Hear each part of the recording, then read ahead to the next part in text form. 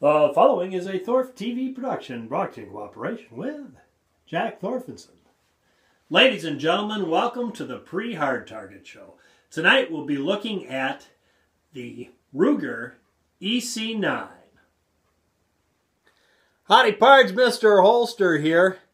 Jack said I had to have this tonight. It's one of his concoctions. Yeah, tomato juice. I think it's got a little hot sauce in this. Some broccoli and cauliflower and carrot juice and beet juice.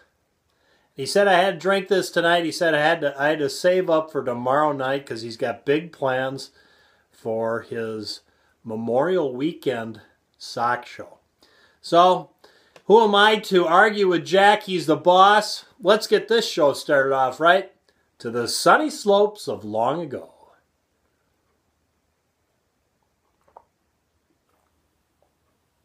That doesn't heat you up and cool you down at the same time. Thanks to that hot sauce. This is what we're looking at tonight.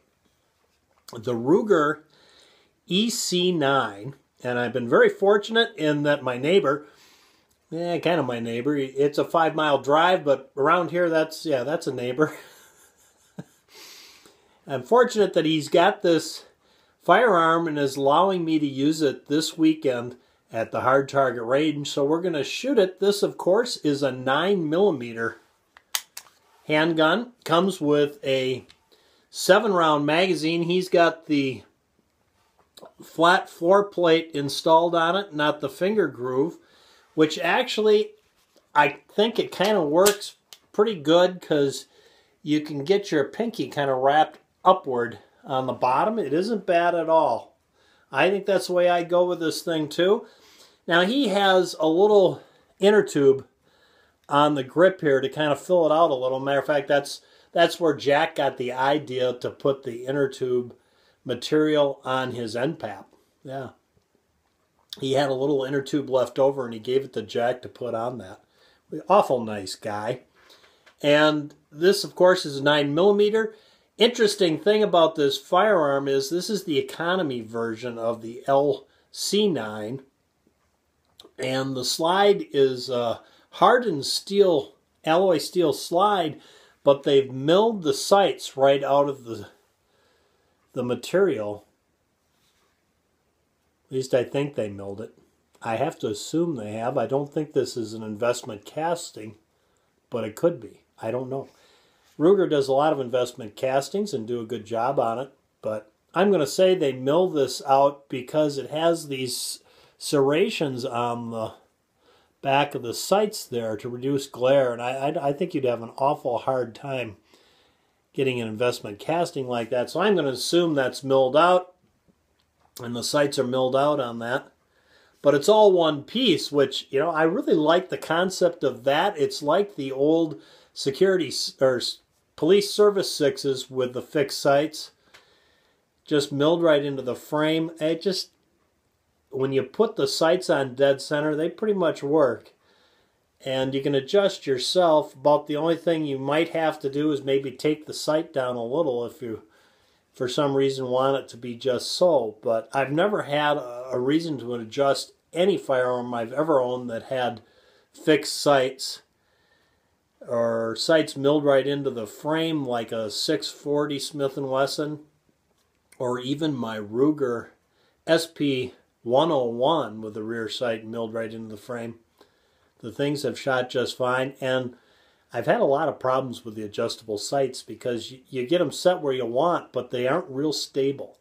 Not stable enough for me.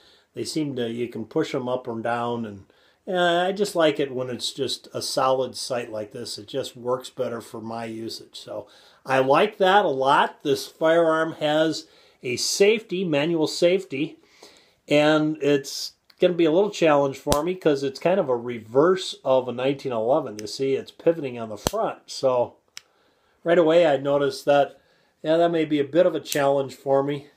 It's not bad pushing it down, but pushing it back up with my thumb, I want to push it the other way. So we'll see on that. It, of course, has a magazine disconnect, so it won't fire when the magazine is out. And not a real fan on those. I don't see the real purpose of it. I can see a limited purpose for safety reasons, but, you know, really that's a false sense of security. So now it won't fire, but it's still chambered, and what if it does fire? What if the safety isn't good on the particular gun or fails for some reason?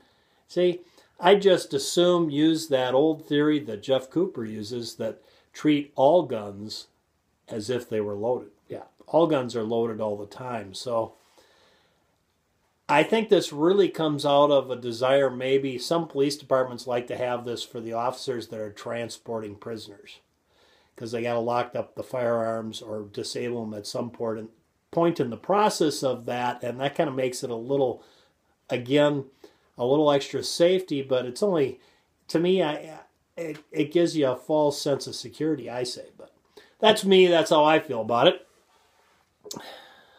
It's got a fiberglass nylon one-piece frame. It's, of course, a striker-fired firearm.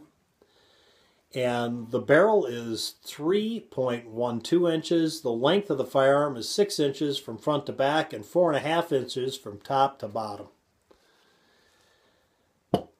And I think I'm going to really enjoy shooting this, if for nothing else, than to just do something different for a change. And of course, I've got lots of that frangible ammunition in 9mm, so I jumped at the opportunity to shoot this week at those beautiful steel AR-500 hard targets by PreHardTarget. So there you go, guys. There's the show for tonight. I hope you tune in to the PreHardTarget range show on Sunday morning to see me put this gun through its paces. And don't forget to tune in to the SOC show Friday night. Jack's apparently got a big deal planned for this show. Thanks for tuning in tonight.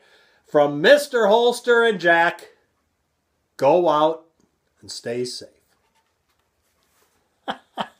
That's 7.5 minutes of your life you'll never, ever, ever get back.